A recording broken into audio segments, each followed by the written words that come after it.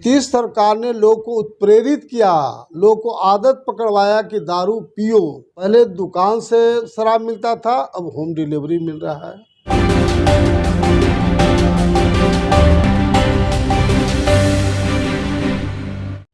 बिहार में विधान परिषद के सीट बंटवारे को लेकर के जिस तरीके से बीते दिन बीजेपी और जेडीयू की तरफ से औपचारिक ऐलान कर दिया गया 2400 सीट पर उम्मीदवार उतारने को लेकर के, लेकिन कहीं ना कहीं एनडीए गठबंधन में जिस तरीके से वीआईपी पार्टी के तरफ से मुकेश सहनी के तरफ से, अब बात कर ली जाए जीतन मांझी की पार्टी हिंदुस्तानी अवाम मोर्चा के तरफ से लगातार मांग की जा रही थी कि 1 से 2 सीटें विधान परिषद की हमें भी चाहिए, लेकिन बीजेपी और जेडीयू ने उन दोनों नेताओं को थोड़ा सा भी भाव देने को लेकर के नहीं सोचा। और लगातार जिस तरीके से इस पर सियासत हो रही है, मुकेश सहनी ने अब बिहार विधान परिषद के जो स्थानीय निकाय कोटे से 24 सीटों पर चुनाव होने वाले हैं, उसमें अकेले दमखम दिखाने की उन्होंने आज ऐलान कर दिया है। फिलहाल इस खबर को लेकर के बातचीत करने के लिए हमारे साथ पूर्व केंद्रीय मंत्री नागमणि जी हैं। क्या लगता है सर, जिस तरीके से मुकेश सहनी एनडीए गठबंधन में गए थे, जीतन मांझी एनडीए गठबंधन के हिस्सा थे, विधानसभा की चुनाव बीत गई, जब स्थानीय निकाय कोटे से चुनाव को लेकर के जब बातें चल रही थी 24 सीट बट गई, लेकिन इनको बीजेपी और जेडीयू थोड़ी सी भाव देने के लायक नहीं समझा। नीतीश कुमार बीजेपी ने इनको दरकिनार कर दिया। आपको क्या लगता है? देखिए, ये एनडीए का अपना मामला बनता है जी। इस पर मेरा कोई कमेंट्स नहीं है, लेकिन जीतन मांझी और सहनी जी ये सुबह कुछ बोलेंगे, शाम में कुछ बोलेंगे और रात में कुछ बोलेंगे, तो ऐसे लोग के बारे में हम क्या कर सकते हैं।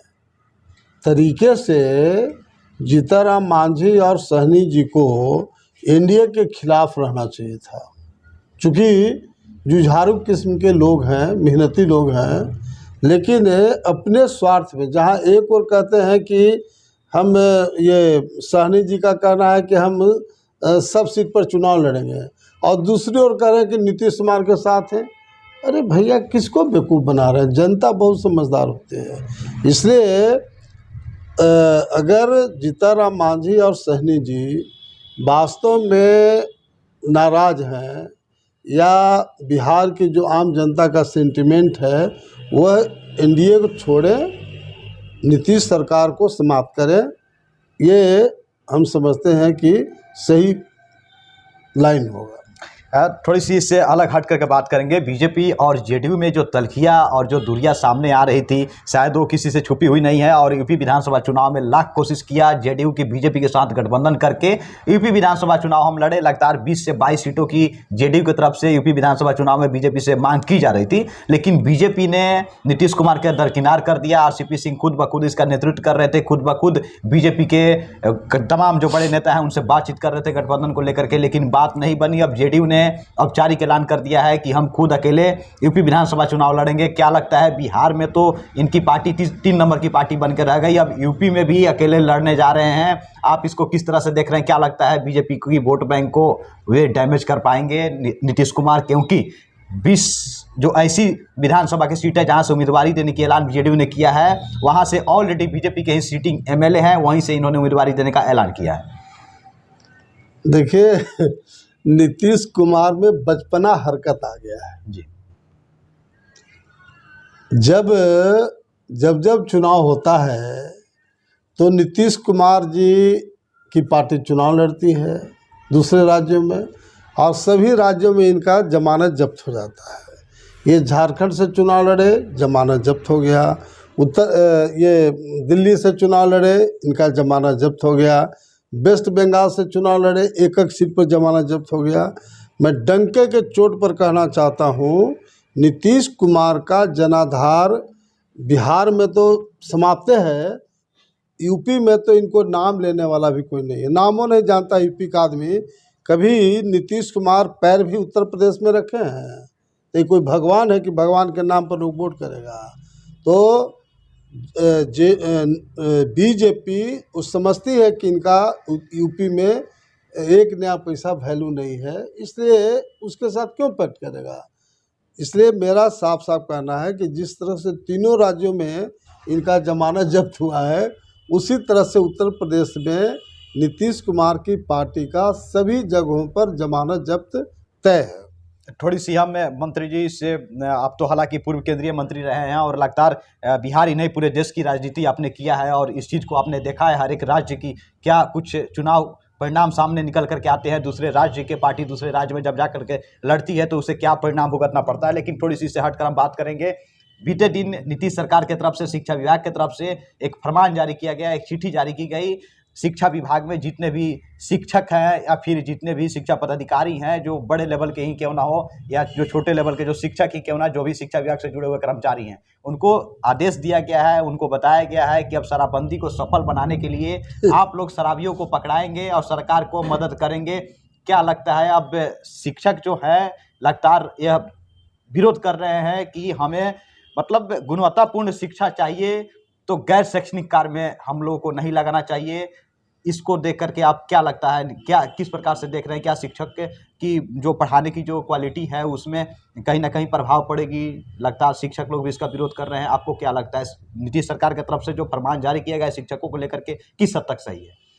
देखिए, नीतीश कुमार की जो सरकार है, इसको बिहार का जब से सबसे प्रमुख समस्या था शिक्षा में सुधार, स्वास्थ्य में सुधार, भ्रष्टाचार और बेरोजगारी को दूर करना और विधि व्यवस्था को चुस्त करना। लेकिन नीतीश कुमार ये जो प्रमुख जो समस्या यहाँ का है उसको बिल्कुल दरकिनारा करके सिर्फ उनका मुद्दा शराब शराब शराब है। लेकिन जब से शराब बंदी हुआ उसके पहले यही नीतीश कुमार की सरकार बिहार के सभी पंचायतों में 3-3 दुकान खुलवाने का काम किया। नीतीश सरकार ने लोगों को उत्प्रेरित किया, लोगों को आदत पकड़वाया कि दारू पियो, और सिर्फ महिलाओं का वोट ब्लैकमेलिंग करने के लिए इन्होंने शराब पर प्रतिबंध लगाया। लेकिन जिस दिन से प्रतिबंध लगा है, पहले दुकान से शराब मिलता था, अब होम डिलीवरी मिल रहा है ना। अब जब जहाँ से एंट्री पॉइंट है शराब आने का, मैं 2-2 बार खुद गया हूँ। झारखंड में गया, वेस्ट बंगाल का जो बॉर्डर है वहाँ गया हूँ, जो नेपाल का बॉर्डर वहाँ गया हूँ, रक्सौल वगैरह। फिर उत्तर प्रदेश से जो आता है एंट्री पॉइंट, वहाँ मैं गया हूँ। नीतीश कुमार की पुलिस रेवटी बना के जरूर आती है, एक गाड़ी कोई चेक नहीं करता है। तो अगर कोई कहे कि बिहार में प्रोफेसर नहीं पढ़ा रहा है, टीचर नहीं पढ़ा रहा है, तो ये प्रोफेसर टीचर का दोष नहीं, सरकार का दोष है। सरकार को कैसे अपने नौकरों से, अपने कनेक्टेड जो लोग हैं उससे काम करे, वो सरकार का काम है। अब ये पुलिस पर भी इनको विश्वास नहीं रहा।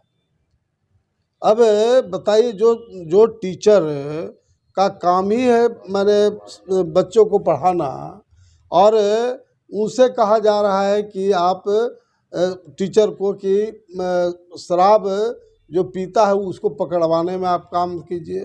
तो एक तो बिहार में शिक्षा पहले ही चौपट था। मिड डे मील के वजह से बिहार में सरकारी स्कूल में पढ़ने वाला बच्चा चपरासी से ज़्यादा नहीं बन सकता है। अब वो जो बचा खुचा था वो भी ख़त्म कर दिए, क्या भाई टीचर भी करेगा। तो ये तमाम लोग को अपमानित करने का काम नीतीश कुमार कर रहा है, चाहे टीचर हो, प्रोफेसर हो, पुलिस हो। बताइए, पुलिस एक रक्षक की भूमिका है, अब पुलिस पर नीतीश कुमार को विश्वास नहीं है। अब वो टीचर को बोल रहे हैं कि आप शराब पकड़वाओ। तो मैं बराबर बोलते रहा हूँ कि नीतीश कुमार बिल्कुल सठिया गए हैं। इसे एक नया पैसा अगर बिहार की जनता को विश्वास है, वैसे ही लोगों को विश्वास होगा जो पागल होगा। इसलिए नीतीश कुमार से कोई उम्मीद नहीं है। और हम लोग जल्द मार्च यूपी चुनाव के बाद मैं अपनी पार्टी, जो नई पार्टी होगी, इसमें शहीद जगदेव रथ पूरे बिहार में प्रत्येक विधानसभा क्षेत्र वाइज कैंपिंग करेंगे और नीतीश सरकार को उखाड़ फेंकेंगे। बिल्कुल, तो साफ तौर पर ये थे हमारे साथ पूर्व केंद्रीय मंत्री नागमणि जी, जिनका लगातार जिस तरीके से इनका जो अंदाज होता है बात करने का या फिर सरकार पर जिस तरीके से हमलावर होते हैं, साफ तौर पर इनका ये मानना है कि कहीं ना कहीं बिहार में शराबबंदी पूर्ण रूप से फेल है। एक तरफ लगातार बिहार प्रशासन को इस कार्य में लगाया गया है, बिहार पुलिस इसमें फेल होती हुई नजर आ रही है, तो अब नीतीश कुमार अब शिक्षकों को भी इसमें इन्वॉल्व कर रहे हैं, तो इससे कहीं ना कहीं शिक्षकों की भी परेशानी होगी। गैर शैक्षणिक के कार्य में उनको लगाया जा रहा है।